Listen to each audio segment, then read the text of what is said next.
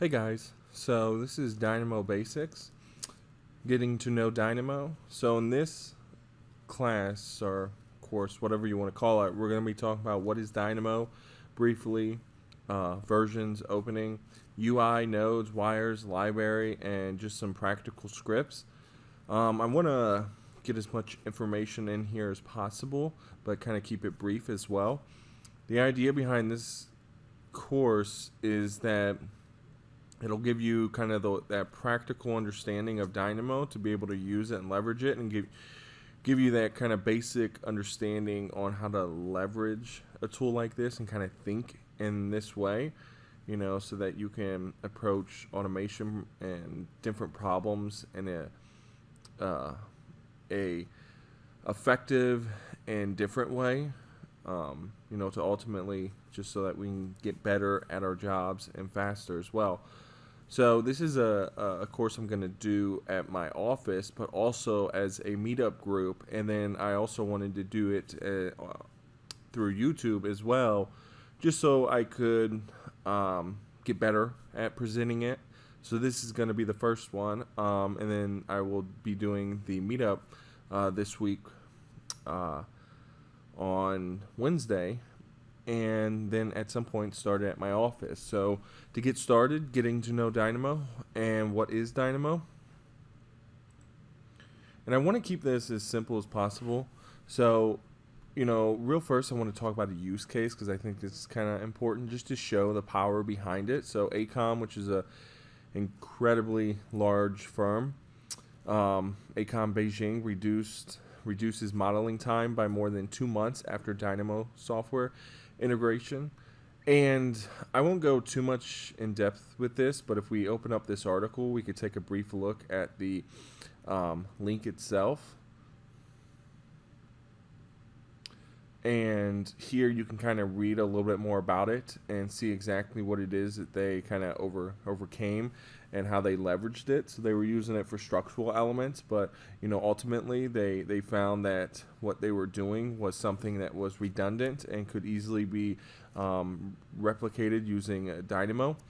And that's exactly what they did, and they were able to save, like you saw, 2 months on the overall time. So it's just an interesting article. You can see a practical use of it and how somebody has used it. So check out the link. It'll be in the PowerPoint, and all these PowerPoints and everything will be shared below. You'll see a whole bunch of links to a variety of different things.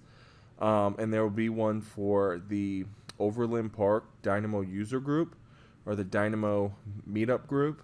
And just click on there and you'll find this presentation, you'll find this video, so if you want to download it and then share it. And then also just a PNG of the thumbnail, so that you can have that if you wanted. And then anything else that I find. You'll also find the syllabus or whatnot of the handout of this course, so if you want to take that and kind of customize it, you have that ability as well. So to get back into it, we'll jump to the next slide and kind of talk about what is Dynamo. So it's a visual programming tool that works with Revit. It does have a separate interface as well, or I guess IDE, whatever, that's called Dynamo Studio. You can work with that if you wanted to build things separate from Revit. But, if we're using it, in connection with Revit, it's a very powerful tool because we have access to everything in Revit live, so we can iterate our scripts, and see the changes happening in Revit as well. So it's it's really cool, and it extends the power of Revit. The people that primarily use this is going to be architects, designers, engineers, and stuff, and it's kind of built with them in mind. But also, I think the premise is that programming is kind of complicated, and architects, designers, and engineers all have their backgrounds and their specialties. And, those backgrounds can be incredibly vast with a lot of information that they have to retain and constantly keep up with. Learning a tool like Revit in general is kind of hard because it's got a higher barrier to entry than some of the other tools out there. But if they're leveraging Navisworks, Rhino, and some of these other tools and SketchUp and so on, and they want to fully be effective with those, they'd have to, understand those, and they have to understand how a building's built, and then if they're in a specific market, how, they approach those projects and a project's life cycle, how everything's built, how things are managed and coordinated. And that's a lot of information. And stacking on top of that to learn the ability to program in C# or Python or Ruby or something, something out there. Those do have a higher barrier to entry. Yeah, you can use them in a practical way if you have the scripts and the knowledge, but to get to that level, it gets, it's difficult, and you have to spend a lot of time. Some folks don't have that, nor do they have the passion. So a nice way to kind of get them to leverage the power behind that and kind of get that mindset is to use Dynamo, because it's a plug-and-play interface. As you see here, we have 2 nodes, categories, and all elements of categories, and behind that is code, and you're essentially plugging these things together and kind of creating a roadmap of how that specific script or program is going to work to be able to leverage it. And it's, the idea is that it just lowers the barrier to entry. That's it. I mean, it simplifies the ability to leverage programming.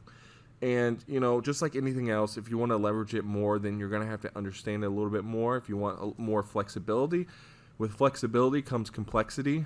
So if you want to leverage and take this further, then, learning and picking up a programming language is important, but also, I think it's important to be effective and, specialize in a specific field, and that may not be practical for you. So again, Dynamo, it's an awesome tool to kind of get in there, play around, and get something usable and practical pretty quickly without knowing a ton of stuff about how programs work.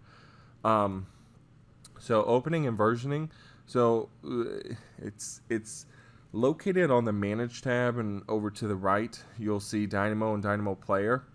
Dynamo Player is really cool because it actually has the you'll have, depending on where it's path, you'll see a list of program or scripts, Dynamo scripts that you can actually play without ever having to open Dynamo.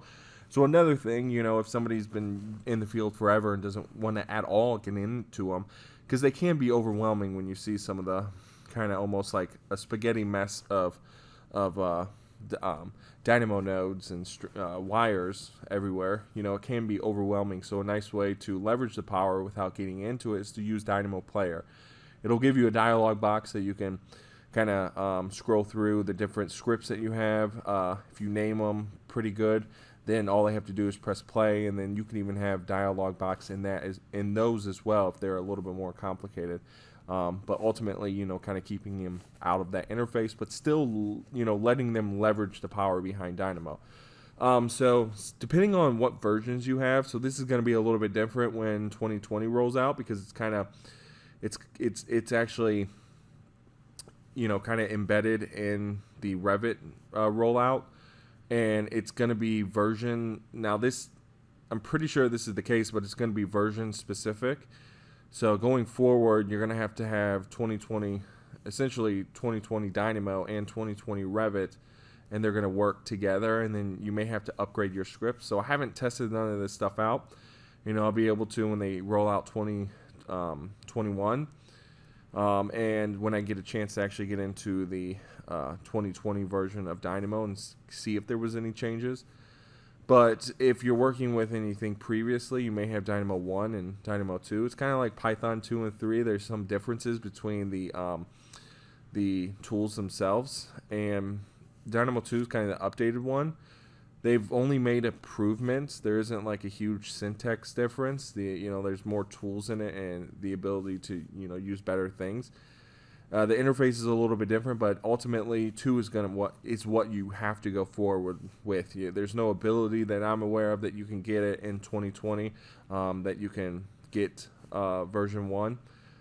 So, if you're going to be doing scripts for the first time, just do them in 2, but you might also have 1. And when you go to your Manage tab and over to the right to your Dynamo button and click on it, you'll get this dialog box, and at that point you can pick one or the other. If you have scripts in one or the other, it wouldn't hurt to upgrade and kind of get them correct, because that may affect them when you go to 2020. Also, if you go to your Dynamo, when you open up Dynamo, you can take a look at the license, and if you're not up to date, it'll actually let you know in red here. And we can take a look at some of this stuff later on when we jump into the practical scripts. But you do have that ability to kind of check that stuff. So this essentially is the interface. It's not too complex. There's not a lot of things. It's the library that's probably going to be the most complex thing that you're going to use, because there's just so many different nodes in there, and depending on the packages that you have, there could be a lot of those as well. When you do get this PowerPoint, if you want to download it, each of these are links to the actual site. So if you click on this, it'll take you to the Dynamo site, where you can actually take a look at the UI and kind of a more descriptive understanding of how everything works.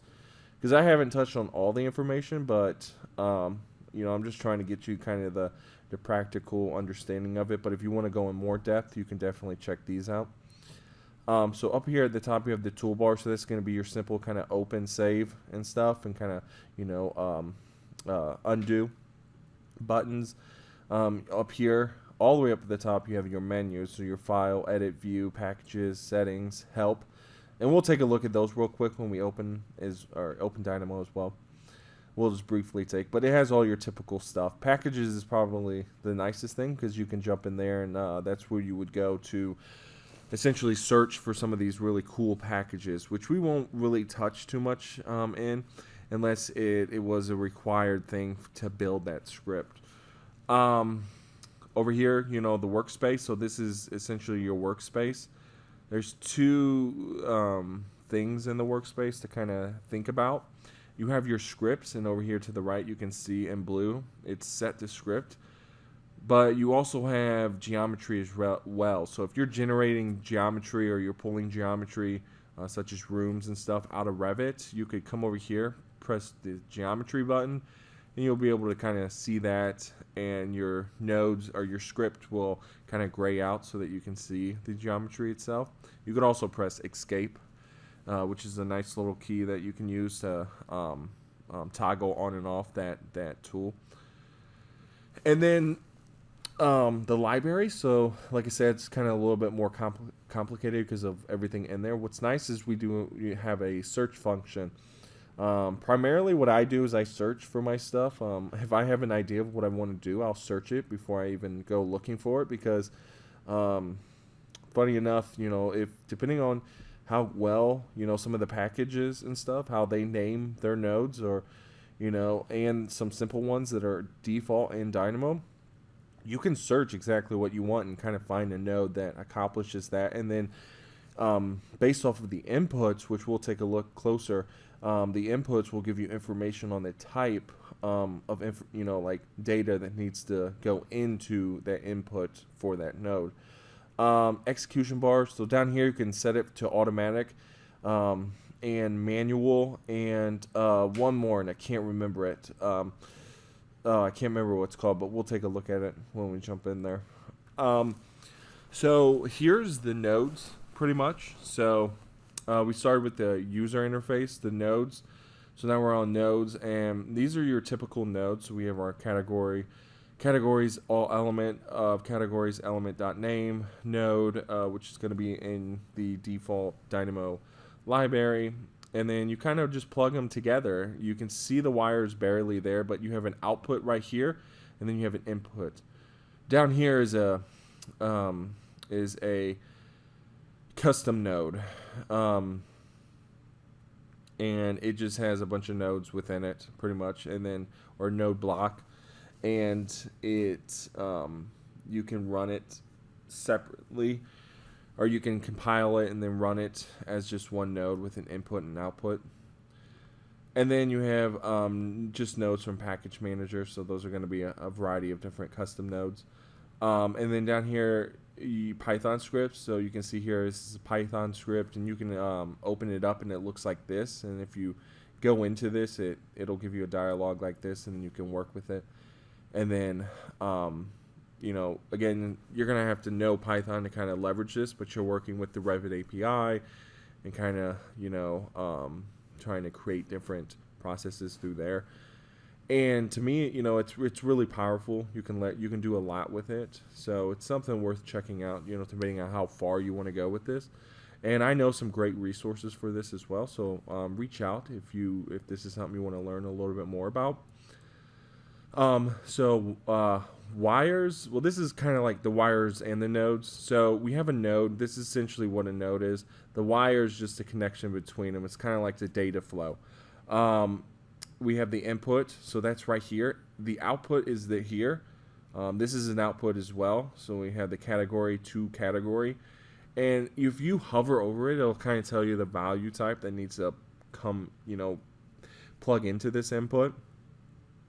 But this is as simple as it gets. This is kind of, just your node, output, input, and wire. Now, you can go more in depth with it if you click this link. There's a lot more information because there is different things that are actually involved with nodes. So different settings and stuff that you can mess with. So, when you have time, definitely check that out. So we pretty much covered it. I touched library when we were in the interface. So now it's kind of in the practical. So we have a practical script here. It's to upper. Essentially, it takes the information in our model and changes it to upper. So we have our sheet name and then our view name. This was one I was messing with. I kind of built it from scratch, but there's a whole bunch of examples of this script, and I think it's more or less the exact same thing. But I put this together. I'm still messing with it, but it's as simple as it gets. It just changes the text in the project browser to uppercase, and we can quickly take a look at that right now. So I'll open up this model, and I've already got it in there. And just to give you an idea of kind of what this looks like, well, first let's up here. So we've got this here. If we actually press escape, we can see that it toggles it over here. If you let go, it'll toggle it back. That's just for view and geometry. We don't really have any in this model. Up here at the top, we have file, edit, and all that. If we drop that down, just the typical stuff. We have edit, view, package. So real quick, we'll take a look at this. So we can search for packages, and then we can download them. If you search up here for one, like Clockwork, which is a really great one, you can just search it right here and find it. Over here, settings, and then help. And then actually in help, if we go to about, we can see this dialog box. You can see I'm not up to date, but if you want to see this information, this is where it's at. Save and all that and whatnot. Down here we have the manual, automatic, and periodic. So I don't really put it on this, but there was one example where I was working with a robotic arm, and I had it in here, and I needed to set up periodic. So that it would just periodically move through that process. So we'll go ahead and take a look at this. So it is set up on manual, so we'll have to run it manually, but I did that because automatically it would have just kept changing this. So over here you can see everything's lowercase. I think the views are as well, or that's schedules. I mean, all the the views themselves are. The sheets are as well lowercase. So we're pretty much going to run this, and then we'll see everything kind of change pretty quickly. So we'll come down here where we can kind of get and see everything. So we can see our sheets, and then we can see some of our views. So I'm going to go ahead and run this. I'm just going to say no, and then we can see that it has updated it. It didn't update this one, and that could be because the floor plan, let's see. Oh yeah, okay, this is why it didn't work. So if I just real quick, we will take that back. I did Control Z to kind of undo that. And over here, I was just messing with some filtering stuff. So we're actually removing one of the items from that list. So if I just remove that, and this should, we'll just unplug this, and this should be our sheets. Yeah. So we'll run that, and I'm going to say no to that so it's quick. And then we can see the updated information in this list. So we can see we have our floor plan and sections. We have nothing. I'm not going to plug that since we're not removing anything. And then we'll just put those values there. We can see down here we have the two. We can see the outcome here too. So this is the string to upper. So we're dumping a string value. So this is what it is. When we hover over this, we can see it's a string value, and then down here we can see the input needs to be string. And right below string to be made uppercase, right below that you see string. So that's kind of the value or the input type that you need. And the output here is a string. So if you hover over that, you can see to the right it shows string. And that's kind of just a quick way to know what inputs need to connect with one another. But we should be good to go. If we run this, we'll see that over here floor plan changes, and so does section. So mess around with this, check it out. Let me know, how it works for you. But it's just I always like showing this one because it's really simple and easy, and it, if this was something you had to do manually, if somebody named a bunch of things not correctly or like in lowercase but they were supposed to be uppercase, and you went through this process, this is a cool way to see it done automatically. But it's a nice visual way to kind of see that see that process happen. So just real quick, we'll talk about one of these. But originally here we're essentially pulling categories of the sheets. So we pull all the sheets, the categories.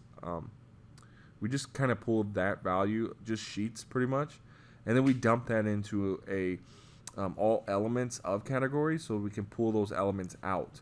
And then you can see here a list of those sheets, their names, and then the ID number of those elements. And then what we do, we'll kind of move this stuff around, is we look for that parameter, so parameter by name, and then we look for that sheet name parameter, which is something we can pick up over here. So if we click on the sheet, we can scroll down until we find sheet name, which is that parameter, and we can see floor plan. So we just plug sheet name into this right here. And again, a string is just a string of text pretty much. And if we hover over a name, we can see string right there. And a code block is just a quick way to dump a string in there. But you can also, if you right click, you can do a search. But if you type in string,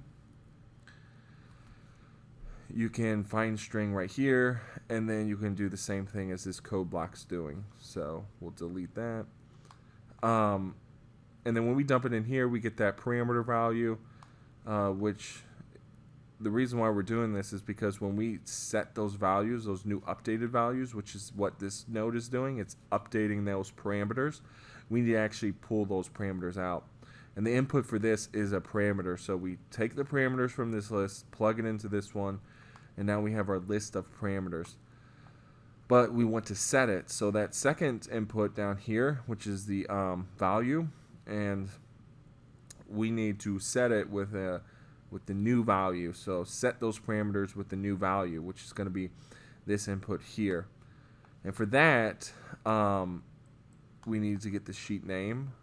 So what we do is we come down here, after all elements of category, we have the elements. We just need to get the sheet name, which is, there's a nice node for that. So we plug that down here, and then now we've got a list of the sheet names. And then if we took this output and plugged it directly in here, we would essentially get the same thing. So we just need to change it from uppercase, or from what it is now, to uppercase, and we can see the output of that. So down here, floor plan and then sections is now uppercase.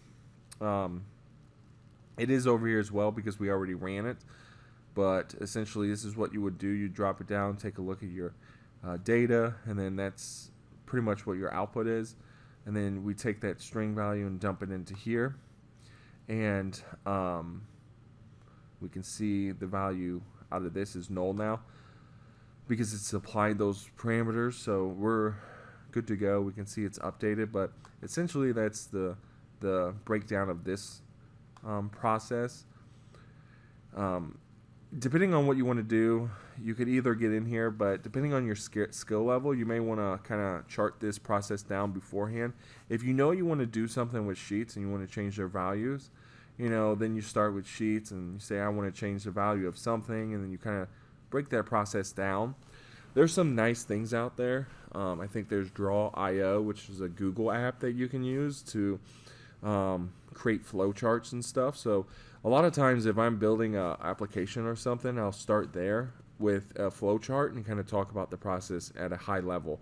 And then I'll move from there into Dynamo or Python or something else. It's just a nice way to visualize it in a simple way. But also, Dynamo is simple enough to where it's not too difficult to get in here directly and do it as well. But, it all depends on what your process is. So I'm going to open up one more example, and this one's going to be incredibly simple, but it's kind of nice because what we'll do is we will take a look at a package. So we can see, this is actually cool too. So I've opened up this script and we can see it's got an error actually. So if we look at it, it says operation failed, the view type does not support visibility graphics override, which is weird because it should. It doesn't have a template that I'm aware of.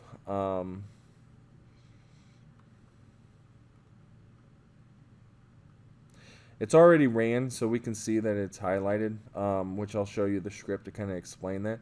But real quick, I'm going to open up another view, and then I'll jump in here.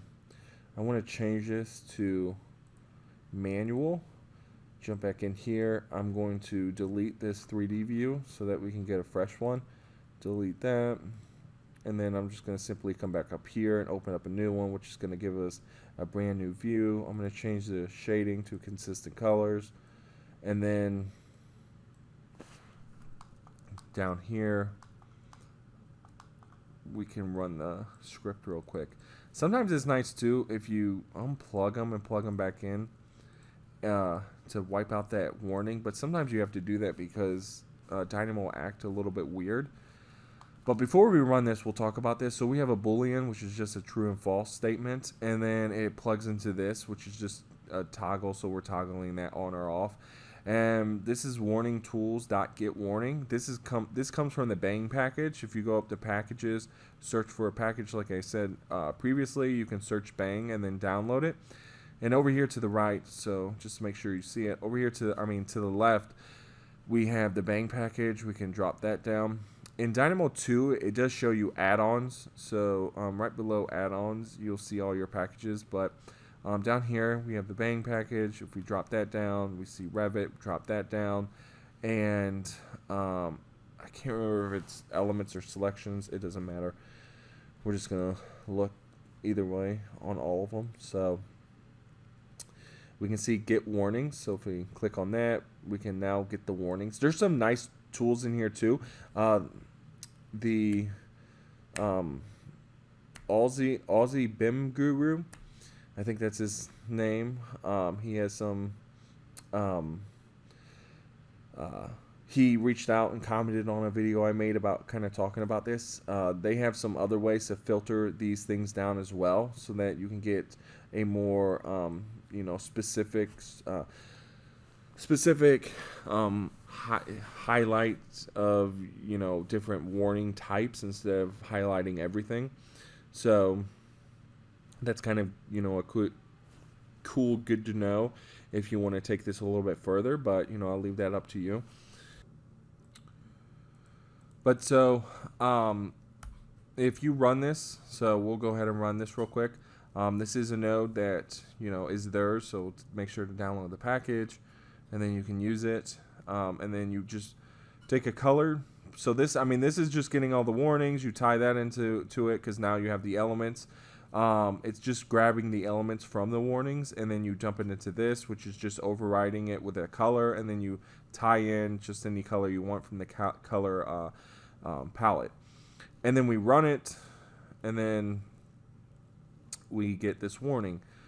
Dang it. All right, so I had to close Dynamo and then jump back into it to get it to work correctly.